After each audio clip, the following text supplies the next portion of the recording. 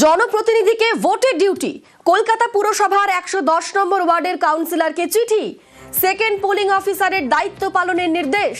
বাঘাযতীন স্কুলের সহকারী শিক্ষক স্বরাজ মণ্ডল, তৃণমূল কাউন্সিলর স্বরাজ মণ্ডলকে ভোটের ডিউটি। ২০২৪-এর নির্বাচনের আগেও ভোটের ডিউটির চিঠি। ২৪-এ ভোটের কাজ না করায় শোকজ করারও অভিযোগ। ২৮ দিনে আমাকে এই ধরনের একটা ইলেকশন ডিউটি দিয়ে চিঠি পাঠানো হয়েছে। এখানে ইলেকশন কমিশন বলছে নিরপেক্ষ, সেখানে কি করে তারা একজন দলের পৌর প্রতিনিধি কাউন্সিলর একজন কলকাতা কর্পোরেশনের নিরপেক্ষতা কিভাবে বজায় রাখে যে আমাকে ডিউটিতে ফেলে না। দলকে আমি জানিয়েছি, আমি মেল করে দেবো আজকে যে আমি একজন দলের কাউন্সিলর, ভেবে দেখবার জন্য যে আমার সত্যি মনে হয় ডিউটি করা ঠিক হবে না। সাপ্লিমেন্টারি লিস্ট, তাতে কারো নাম বাদ, কেউ বিচারাধীন, অথচ ডিউটি পড়েছে ভোটে। আর এ নিয়েই তৈরি হচ্ছে বিতর্ক।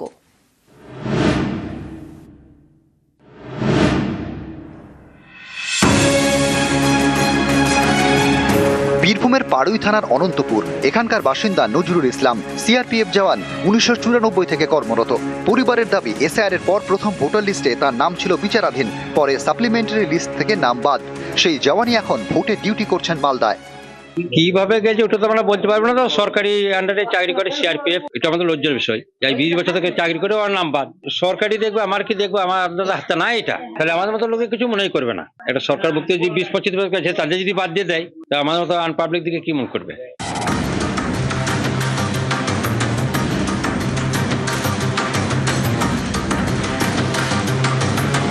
মুর্শিদাবাদের লালগোলায় এমএন একাডেমি, এই স্কুলের ৪ শিক্ষকের ভোটের ডিউটি পড়েছে। ট্রেনিং এর জন্য নোটিশ পেয়েছেন। তাদের দাবি ৪ জনেরই নাম ভোটার তালিকায় বিচারাধীন। ভোটার লিস্টে নাম থাকবে কিনা তা নিয়ে এখনো ধোঁয়াশা। এর মধ্যে কেন ভোটের ডিউটি দেওয়া হলো, প্রশ্ন শিক্ষকদের। প্রিজাইডিং অফিসার হিসেবে ডিউটি পেয়েছি। আমাদের পরিবারে 14টা ভোটারের মধ্যে 11টা ভোটারের অ্যাডজুডিকেশন এসছে। যখন আমাদের হিয়ারিংয়ে ডাকে, আমাদের অ্যাভেলেবল যা ডকুমেন্টস ছিল সব সাবমিট করেছি। তারপরেও সোমবার যে লিস্ট বেরোলো, সেই লিস্টে আমাদের প্রত্যেকের অ্যাডজুডিকেশন ওঠেনি। এটা জানি না নির্বাচন কমিশন কি করে পাঠালো, নির্বাচন কমিশন বলতে পারবে। তবে আমরা সবাই ভারতীয়, নির্বাচন কমিশনের উচিত আমাদের ভোটের নাম তোলা। যে ভোটার লিস্ট, তাতে আমি বিচারাধীন। ১৯৯৯ সালে আমি এই স্কুলে জয়েন করি। তারপর থেকে একাধিকবার ভোট করেও আসছি প্রিজাইডিং অফিসার হিসাবে। এবারও আমি প্রিজাইডিং অফিসারের দায়িত্বে আছি। যত দ্রুত সম্ভব সাপ্লিমেন্টারি লিস্টে সঠিক ভোটার হিসাবে আমার নামটা আসুক।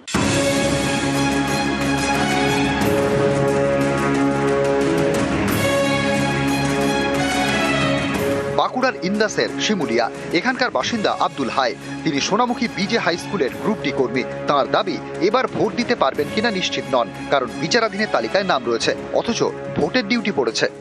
আমি এসআই লিস্টে বিবেচনাধীন আছি, তার কি করে আমার ভোটের ট্রেনিং আসতে পারে? আমি নিজেই ভোট দিতে পারবো না সেটাও বুঝতে পারছি না, অথচ ভোটের ট্রেনিং এসেছে। আমি কি করে ট্রেনিং দিতে যাব? এটা কি নির্বাচন কমিশন জানে না যে আমার নামটা বিবেচনাধীনে আছে?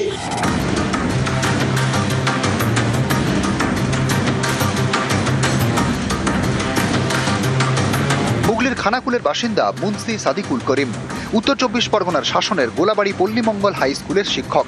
আবৃত্তি করেন, ভোটার তালিকায় তার নামও বিচারাধীন, অর্থাৎ নাম থাকবে নাকি বাদ যাবে তা এখনো নিশ্চিত করে বলা যায় না। এরই মাঝে পড়েছে ভোটের ডিউটি। কারণ ৯৪ সাল থেকে আমি ভোটার, 99 থেকে আমি শিক্ষকতায় যুক্ত হয়েছি। হঠাৎ করে এবারে এসআইআরে দেখলাম শুনানিতে ডাকা হয়েছে। আমি গেলাম, আমার নথিপত্র, পাসপোর্ট যা দেবার সমস্ত কিছু আমি দিলাম। ২৮ তারিখ যখন ফাইনাল লিস্টটা বেরোলো, তখন দেখলাম যে আমাকে বিচারাধীনে রাখা। আমাদের বাড়ির সকলেই কিন্তু বৈধ, সেখানে আমি কি করে অবৈধ হতে পারি, কোন যুক্তিতে? নিউজ 18 বাংলা। সাপ্লিমেন্টারি লিস্ট প্রকাশের পর জেলায় জেলায় উদ্বেগ। বাগদায় একটি বুথে বিচারাধীন ৪৭, প্রত্যেকেরই নাম বাদ গিয়েছে বলে অভিযোগ। তাদের বেশিরভাগই মতুয়া। মুর্শিদাবাদের সুতির একটি বুথে বাদ গিয়েছে ৪৩২ জনের নাম। বারাসাতের একটি বুথে ১০৫ জনের নাম বাদ। দুঃখ বলা যাবে কি কাছে? আমি ২০ বছর তোমার ভোট দিয়েছি। কাগজ বলে কি কিছু নাই? আর কি আছে? ইনি আশুতোষ বিশ্বাস, বয়স ৭২। সাপ্লিমেন্টারি ভোটার তালিকা থেকে নাম বাদ যাওয়ায় মতুয়া সম্প্রদায়ের এই বাসিন্দার চোখে জল। তো 25 বছর দল দেশটাই ঠাকুর বাড়ি, আমি আমার স্ত্রী ঠাকুর বাড়ি গিয়েছি। উত্তর 24 পরগনার বাগদা বিধানসভা আসন, এখানে মতুয়া ভোট বড় ফ্যাক্টর। এই বাগদার হেলেঞ্চা গ্রাম পঞ্চায়েতের মধ্যে পড়ে মণ্ডপঘাটা। এসআইআর এর পর প্রথম ভোটার তালিকায় এখানকার 127 নম্বর বুথে 47 জনের নাম ছিল বিচারাধীনের তালিকায়। সাপ্লিমেন্টারি লিস্টে 47 জনেরই নাম বাদ গিয়েছে বলে অভিযোগ, যার মধ্যে অনেকেই মতুয়া। আমার ভোট তো কাটা গেছে, সব প্রমাণপত্র তো আমার যা ছিলাম সবই দিয়েছি। বড় ছেলের ভোট আছে, ছোট ছেলের ভোটটা কাটা গেছে, তাদের পাসপোর্ট এসি কার্ড সবই আছে, তাও ভোট কাটা গেছে। 92 সালে ট্যাক্স কাটিয়েছি, ঘর পেয়েছি 13 সালে, সেটা দেখাইছি। এখন যদি আমার ভোট কাটিয়ে দেয় তাহলে আমার কিছু বলার নেই। আমার বাড়িতে 6টা মোট, 5টা কেটে দিয়েছে আগেই, আর আমার ছেলে বিচারে নিয়ে হ্যাঁ কেটে দিয়েছে, একটা ভোটও নেই। এখন কী করবো তাই তো ভাবতেছি, কী করবো।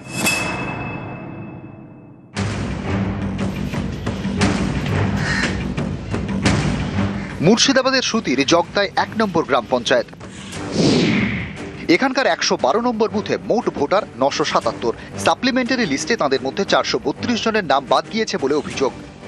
আগে থেকে ভোট দিয়ে আসা সত্ত্বেও আমাদের নাম এখন বলছে যে নাম বাদ দিয়ে দিয়েছে। নোটিশ দিয়েছিল, নোটিশে গিয়েছিলাম, তারপরে এখন আবার দেখছি যে আবার আমাদের নাম বাদ দিয়ে দেওয়া হয়েছে। মাধ্যমিক দিয়েছি মানে 10 বছর ধরে পড়াশোনা করেছি এখানে, তারপরেও আমাদের যদি নাম না থাকে এটা তো একটা সমস্যা।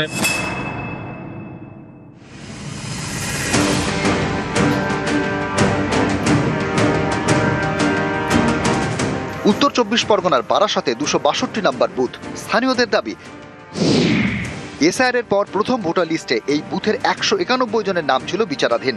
সাপ্লিমেন্টারি লিস্টে তাদের মধ্যে বাদ গিয়েছে 105 জনের নাম। হঠাৎ দেখি যখন আমার নামটা ডিলিট হয়ে গেছে। আর দুটো নাম আছে, কাগজপত্র দিয়েছি, পাসপোর্ট, আধার কার্ড, প্যান কার্ড। আমার বাপদাদা জন্মের থেকে বসে আছি, নাম তুলতে হবে কিভাবে সেটাই জানতে হবে।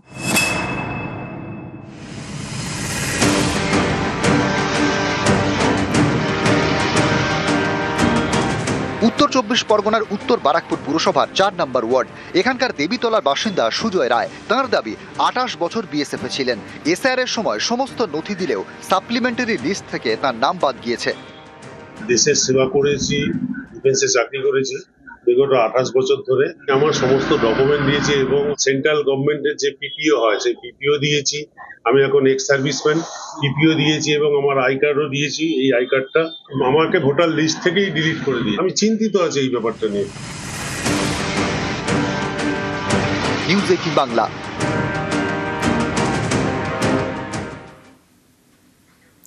রাতে ভবানীপুরে উত্তেজনা, বিজেপির ক্যাম্প অফিস তৈরিতে বাধার অভিযোগ। পুলিশের বিরুদ্ধে অভিযোগ বিজেপি কর্মীদের। খবর পেয়ে ঘটনাস্থলে বিজেপি প্রার্থী শুভেন্দু অধিকারী। পুলিশের সঙ্গে কথা কাটাকাটি শুভেন্দু। প্রশাসনিক অনুমতি সত্ত্বেও বাধার অভিযোগ।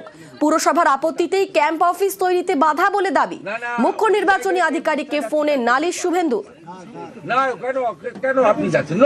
আপনি এভাবে না ইলিগাল ডিটেইন করতে পারেন। হ্যাঁ যাবে, আপনি গাড়ি ছেড়ে দেবেন। ওইখানে গেলে স্যার হাইকোর্টের অর্ডার ভাইলেট না, ওইখানে গেলে হাইকোর্টের অর্ডার ভাইলেট হচ্ছে না। না আমি আপনাকে বলছি জেএমসি ভার্সেস রাকেশ সিং, আপনি পুলিশ পার্টি নয়, পুলিশ পার্টি নয়, পুলিশ পার্টি। আমি ওর কাছে পুরো অর্ডারের কপি।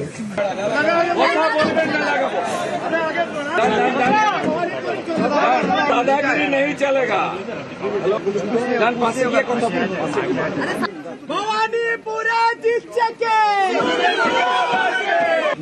ভ্যাকেট ল্যান্ড, তাতে একটা মুভেবল টেম্পোরারি স্ট্রাকচার করছিল on the eve of election camp officer. তাতেই এদের মাথা খারাপ হয়ে গেছে। এই যে আমাদের একজন প্যাটেল ভাই ছিল, বলছিল যে বাসেই যদি ভয় পায় তাহলে 30 দিনে এদের কি অবস্থায় বুঝতে পারছে। 30 দিনে যখন আমরা হিলাবো, they are now performing their duty very sincerely, very organized. এই মুহূর্তে আমাদের সঙ্গে রয়েছেন তৃণমূল নেতা জয়প্রকাশ মজুমদার। জয়প্রকাশ, আপনাকে নিউজ 18 বাংলায় স্বাগত। শুভেন্দু অধিকারী তিনি বলছেন যে আপনারা নাকি ভয় পেয়েছেন, তাই ভবানীপুরে বিজেপির ক্যাম্প অফিস করতে বাধা দিচ্ছে পুলিশ, কি বলবেন? শুভেন্দু বাবু নিজের মনে মনে যা ইচ্ছে ভেবে নিতে পারে। আজকে সব থেকে বড় কথা হচ্ছে, আমরা তো চ্যালেঞ্জ করেছিলাম, আপনি যদি এতই আশাপূর্ণ হন যে এখানে আপনি জিততে পারবেন, তাহলে নন্দীগ্রামে কেন দাঁড়াবেন না? একটাই সামনাসামনি লড়াই হোক না কেন, সেই রিস্কটা নিতে পারছেন না কেন? ওসব বাজে বাজে কথা, নানা রকম হম্বিতম্বি করছেন আর ভবানীপুরে অশান্তি তৈরির চেষ্টা করছেন। প্রথম দিন বেরিয়ে নিজের কাজ না করে চলে গেলেন পুলিশের কাছে, খবরপুর থানায় গিয়ে ডিউটিরত অফিসারকে আঙুল তুলে গালাগালি করলেন। এইসবই হচ্ছে সংবাদ মাধ্যমে ভেসে থাকার জন্য, আর কিচ্ছু না। তারাও তার সংবাদ প্রকাশ করছেন, না আছে সৈন্যবল, না আছে তার কোনো সংগঠন, ঢাল নেই, তরোয়াল নেই, ত্যানকারেঙ্গা, এই হচ্ছে শুভেন্দু অধিকার। এবং আমরা যেটা বলেছি, কিছু না হলেও 60,000 ভোটে হারবেন ভবানীপুরে। ধন্যবাদ আপনাকে। ভবানীপুরে বিজেপি ক্যাম্প অফিস তৈরিতে পুলিশি বাধার অভিযোগ, পুলিশ কমিশনারকে ফোন মুখ্য নির্বাচনী আধিকারিকের। বিজেপির ক্যাম্প অফিস তৈরিতে কেন বাধা জানতে চেয়ে ফোন। ভবানীপুরের ঘটনায় রিপোর্ট তলব সিইও।